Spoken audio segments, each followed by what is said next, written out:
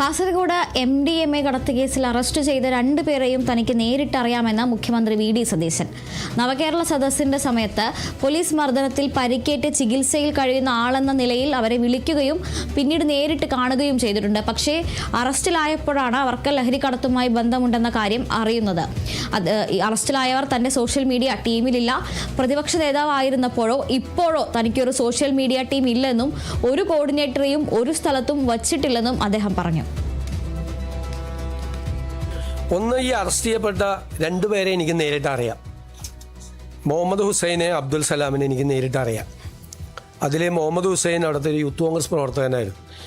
ഞാൻ ആദ്യമായിട്ട് അദ്ദേഹത്തിനെ ഫോണിൽ വിളിക്കുന്നത് നവകേരള സദസ്സുമായിട്ട് അദ്ദേഹത്തിന് പെരുമ്പാവൂരിൽ കുറുപ്പമ്പടി MGM സ്കൂളിൻ്റെ മുമ്പിൽ വെച്ച് ക്രൂരമായ ലാത്തിച്ചാർജിൽ പരിക്കേറ്റു. ഞാനന്ന് പരിക്കേറ്റ ആ നവകേരള സദസ്സ് നടക്കുമ്പോൾ എല്ലാ സ്ഥലത്തും ലാത്തിചാർജും ആണ്.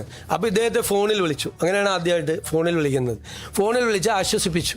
ഞാൻ ഇദ്ദേഹമുള്ള ആ വെങ്ങോല പഞ്ചായത്തിലൊരു പരിപാടിക്ക് പോയി കഴിഞ്ഞപ്പോൾ MLAയോടും അവിടുത്തെ പാർട്ടി ഭാരവാഹികളോടും ഒപ്പം അവരെല്ലാം കൂടി പറഞ്ഞു, ഒന്ന് പോകണം, സാറ് വാക്ക് കൊടുത്തിട്ടുള്ളതാണെന്ന് പറഞ്ഞാൽ ആ വീട്ടിൽ പോയി. ഇപ്പോൾ അറസ്റ്റ് ചെയ്യപ്പെട്ടപ്പോഴാണ് നമ്മൾ അറിയുന്നത്. അറസ്റ്റ് ചെയ്തപ്പോഴാണ് നമ്മൾ അറിയുന്നത്, അല്ലാതെ ആർക്കും അത് അറിയില്ല. അതേ എൻ്റെ സോഷ്യൽ മീഡിയ ടീമിലൊന്നുമില്ല. എനിക്ക് പ്രതിപക്ഷ നേതാവായിരിക്കുമ്പോഴും സോഷ്യൽ മീഡിയ ടീമില്ല, ഇപ്പോഴും സോഷ്യൽ മീഡിയ ടീമില്ല. ഞാനൊരു കോർഡിനേറ്ററെ ഒന്നും ഒരു സ്ഥലത്തും വെച്ചിട്ടില്ല. അതൊക്കെ ഓരോരുത്തർ ഓരോ ഇതിൻ്റെ അംഗമായിട്ട് ചേരുന്നതിന് ഇപ്പം നമുക്ക് എന്ത് ചെയ്യാൻ പറ്റും?